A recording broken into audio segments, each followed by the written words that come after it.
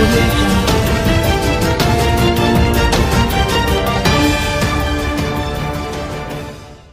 Morning friends. మరిన్ని తాజా updates కొరకు ఏపీ టుడే ఛానల్ సబ్స్క్రైబ్ చేసుకోవాల్సిందిగా సవినయంగా మనవి చేసుకుంటూ,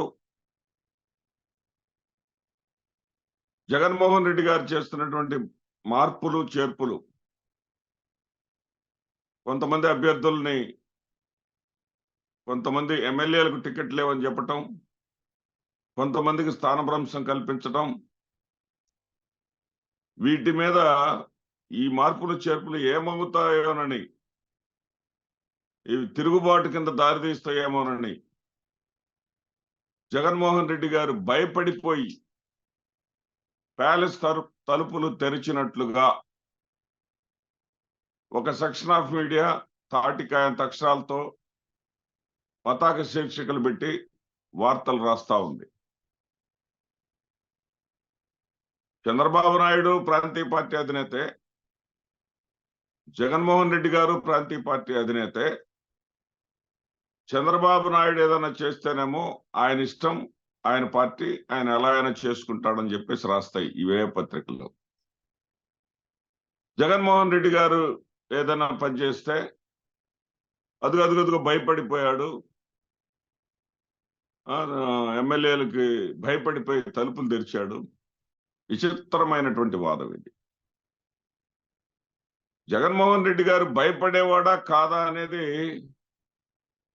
ప్రజల కన్నా, సమాజం కన్నా, ఆ పచ్చ మీడియాకి లేదా జగన్మోహన్ రెడ్డి గారి వ్యతిరేకులకి బాగా తెలుసు. అత్యంత శక్తివంతురాలుగా సోనియా గాంధీ ఉన్నప్పుడే, మన్మోహన్ సింగ్ ప్రధానమంత్రి అయినప్పటికీ కూడా క్రియాశీలకంగా ఏ నిర్ణయమైనా తీసుకునేటటువంటి స్థితిలో ఉన్నటువంటి పరిస్థితుల్లోనే సోనియా గాంధీని ఎదిరించినటువంటి వ్యక్తి.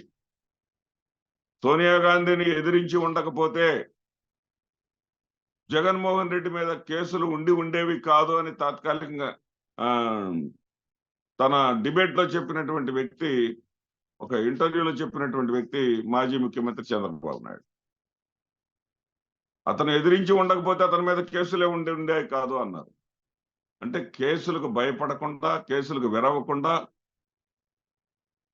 చంద్రబాబు నాయుడు వెళ్ళి చీకట్లో చిదంబరాన్ని కలిసి, చిదంబరం ద్వారా సోనియా గాంధీ ఆశీస్సులు పొంది ఇద్దరు కలిసి ఆట ఆడుతున్నారని తెలిసినా గానీ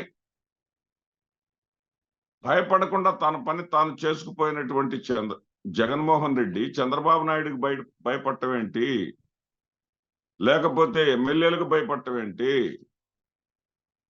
ఇది మీరు రాసినా, మీ రాతలు రాసినా ఎవరు నమ్ముతారు? ప్రజలు ఏమన్నా నమ్ముతారా? నమ్మేటటువంటి అవకాశం కొంచెమైనా ఉందా? అసలు జగన్మోహన్ రెడ్డి గారు క్యాండిడేట్స్ ని మార్చడం అనేది, లేదా స్థానభ్రంశం కల్పించడం అనేది ఇదేదో కొత్త అంశం అయినట్లుగా, ఇంతకుముందు ఎవ్వరు ఏ నాయకుడు చేయనట్లుగా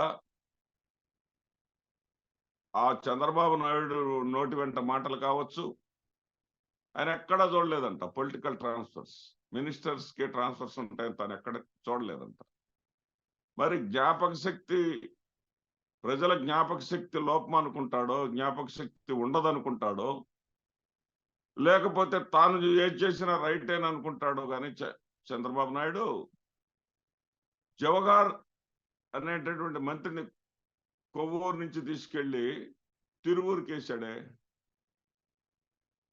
అనిత అనేటటువంటి పార్టీ మహిళా అధ్యక్షురాలను తీసుకొచ్చి పాయకరావుపేట నుంచి తీసుకొచ్చి కొవ్వూరుకి వేశాడే. అంటే తాను చేస్తేనేమో సంసారం, ఎదుటివాడు చేస్తే వ్యభిచారమా? తాను చేస్తే సక్రమం, ఎదుటివాడు చేస్తే అక్రమమా? అప్పుడు చంద్రబాబు నాయుడు భయపడనట్లా?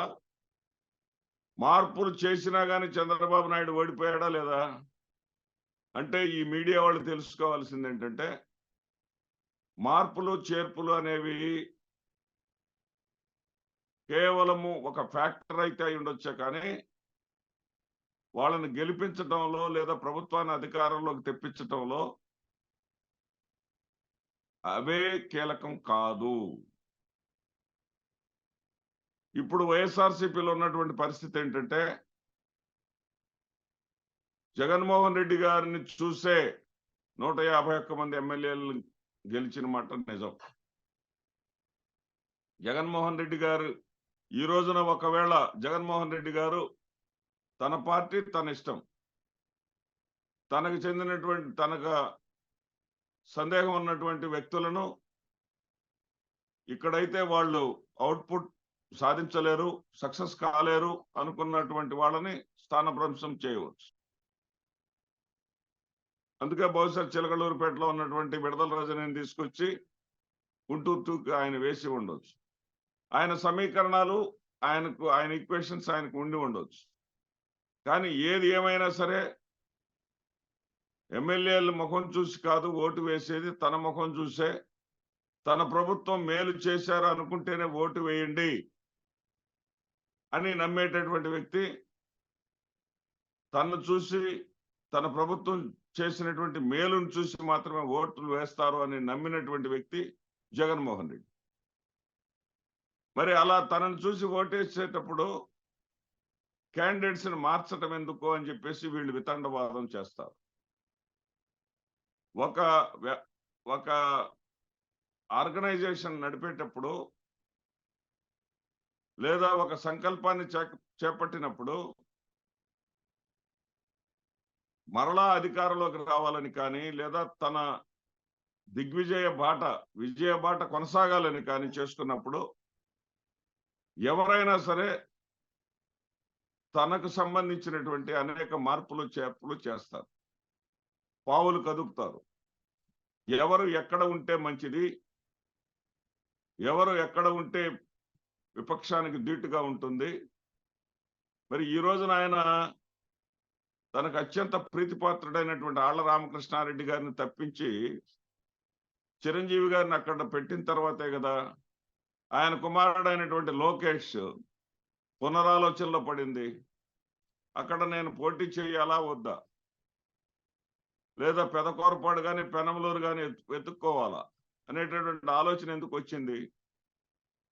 అక్కడ బీసీ సామాజిక వర్గానికి వ్యతిరేకంగా లోకేష్ నిలబడితే ఇదిగో బీసీల మీద తెలుగుదేశం పార్టీకి ఉన్న ప్రేమ అని అంటారనేటటువంటి ఆందోళన, భయం ఆ పత్రికలే రాస్తా ఉంది. అంటే ఎవరు భయపడేవాళ్ళో, ఎవరు కాన్ఫిడెంట్ గా తమ పనులు తాము చేసుకుంటూ పోతున్నారో ప్రజలకు ఇట్టే అర్థమైపోతా ఉంది. జగన్మోహన్ రెడ్డి గారు ఇప్పుడేం కొత్తగా చేయలేదే. ఈ తెలంగాణ ఫలితాలు వచ్చినాయనో లేకపోతే ఇంకోటో ఇప్పుడు ఈ మార్పులు చేర్పులు చేయట్లేదే. 4 నెలల నుంచి చెప్తా ఉన్నాడే. మీలో చాలా మంది నేను ఇచ్చినటువంటి షెడ్యూల్ గడప గడపకు లో పాస్ మార్కులు కూడా రాని వాళ్ళు ఉన్నారు. గడప గడపకు కార్యక్రమాన్ని నిర్లక్ష్యం చేసిన వాళ్ళు చాలా మంది ఉన్నారు. కాబట్టి మీరందరూ కూడా ప్రజలతో కలిసిమెలిసి ఉండండి. ఉండకపోతే మీ మార్కులు పెరగకపోతే మిమ్మల్ని స్థానభ్రంశం చేస్తానో లేకపోతే సీటే లేకుండా చేస్తానని పదే చెప్తూ వస్తూ ఉన్నాడు. ఆ చెప్పిందని ఆయన ఇష్టం వచ్చినట్టుగా ఆయన చేసుకుంటా ఉన్నాడు. ఇది ఒక ప్రయోగం. ఈ ప్రయోగం ఫలిస్తే చరిత్రలో నిలిచిపోతాడు జగన్మోహన్ రెడ్డి గారు. ప్రయోగం వికటించింది అనుకోండి, ఆయనకు వచ్చినటువంటి నష్టమేం లేదు. ఆయనకు వ్యక్తిగతంగా వచ్చినటువంటి నష్టమేమి లేదు. ప్రయోగం వికటిస్తే జరిగేటటువంటిది ఒక అనుభవం అవుతుంది, ఒక ఎక్స్పీరియన్స్ అవుతుంది. ఓహో, ఇన్ని పథకాలు ఇచ్చినా, ఇన్ని సంక్షేమ కార్యక్రమాలు చేసినా, ఇంతగా ప్రజలకు మేలు చేసినా సరే వారు వ్యక్తిగతంగా మరి కొంతమంది వ్యక్తులను నేను గౌరవించలేదనో లేకపోతే వ్యక్తులను నేను విశ్వసించలేదనో కూడా ప్రజలు పరిగణలోకి తీసుకుంటారని ఒక అనుభవం వస్తుంది.